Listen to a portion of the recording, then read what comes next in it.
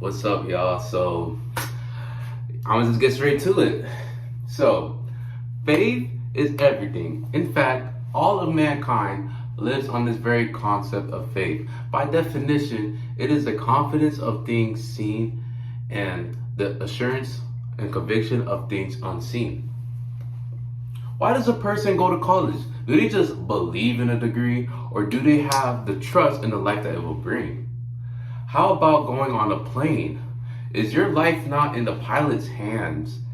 As the individual has your soul lifted up 35,000 feet in the air. Surely you have placed not only a belief, but an immeasurable amount of confidence in a pilot's ability to get you to your destination safely. Better yet, dreams by definition is imaginations and thoughts. Although you can't physically see it, you establish schemes on how to acquire that dream. That faith leads you to devote your time and energy into that hope. Now, it can be perceived that faith is used in our everyday lives. Likewise, because of the world that is lived in today, it can be certain that a God exists. Furthermore, expectation of God and his character is eternal and infinite. Therefore, God makes a cause of the beginning. Time, space, matter, the entire universe has came into existence. They were all created. So, the cause of these actions must be timeless, spaceless, and immaterial. Well, that doesn't mean that God is some kind of personal character. Well, what kind of impersonal character makes choices? Only impersonal forces do that. With the precepts and the foundation of the world, the only logical conclusion can be that a God does indeed exist. And he is a personal being who's outside of the universe and bound by no laws of physics. In addition, if there isn't a God outside of mankind, there would be no objective morale to stand by. In fact, if you don't believe in a God, you have absolutely no moral objective to stand by. And I'll go through that later. So indeed, to live life without faith is impossible. Before I begin, I do want to say a quick fun fact. According to the Pew American Research, 70% of Americans claim to be in some sort of religious affiliation, which is just crazy to me. I just had to put that out there. So let's get into the 5 concepts of morality, the most popular points and the most popular worldviews. So in Gregory E. Gansel's book, Thinking About God, First Steps in Philosophy. These words, man, I'm sorry. These words are too high tech for me. First steps in philosophy, 5 particular views pertaining to morality were unfolded. Now, the purpose of this is to clearly realize which one is the true one, which one is the most absolute. Only one view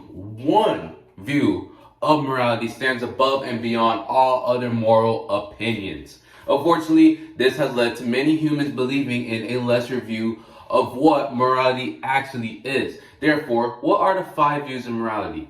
In beginning, we have the error theory. It's already wrong just by the name. I'm sorry. So as Gansel describes, it is a theory that holds that there are no moral facts. In this view, it is factually wrong to claim any form of morality, which was one of my points. However, this theory quickly becomes dismantled, broken apart in shambles to the grave when acts of torture are brought up. Unfortunately, there will be no affirmative say whether it is right or wrong to inflict pain on an animal or a human being, since almost everyone would acknowledge there is good and there's evil in this world. Then the error theory defeats itself. You see, that took me 30 seconds to say. So let's just get to the next one. Now, let's go to individual relativism, which is best stated by this iconic phrase: what's good for you may not be good for me. In other words, it is the belief that the individual creates their own morality. See how dangerous this is? Okay, so which causes each person to decide which is good and wrong in their own eyes. Therefore, a person has no authority to tell a person what they're doing is right or wrong, since everybody creates their own reality and they create their own moral basis to live by.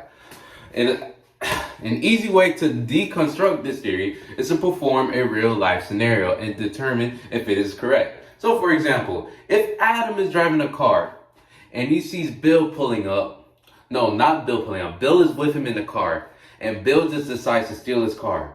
I think, what do you guys think? I think Adam will get pretty upset and be like, hey Bill, what are you doing stealing my car, bro? That's not right. And then Bill will just be like, hey man, what's not right for you, maybe it's right for me.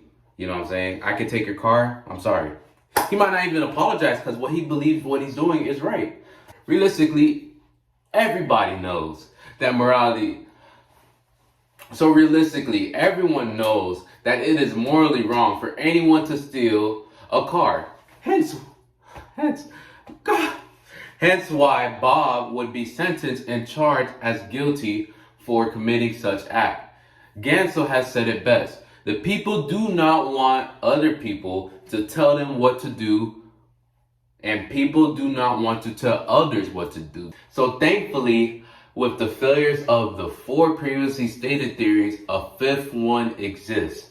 Objective morality, which is the precept of what is right, as opposed to wrong, an obligation for which a person is accountable. This was said by Dr. Norman Geisler. He is a very excellent apologist regarding skeptics and morality, philosophy, etc. Very good guy. You guys should check out his books.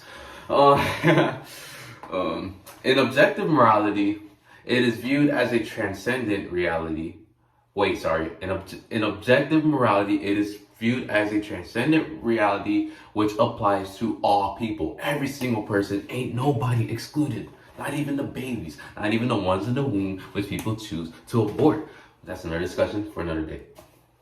Despite a person's societal group or background, the core morals will always be the same. For what is wrong will always be wrong. Forever will it be evil to steal, rape, murder, commit adultery, alongside numerous nefarious acts. Dr. Norman Geisler also stated that moral absolutes are unavoidable, even to those who deny them, which I